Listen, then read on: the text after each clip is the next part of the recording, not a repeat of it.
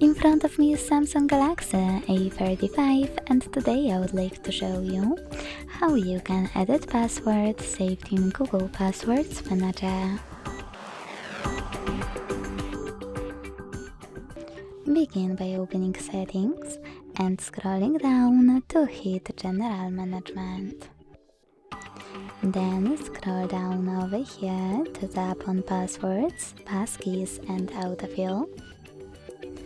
Tap on Google here under All Services, and to edit any password, click on it and enter your screen lock. Then tap on Edit button and change whatever you want to.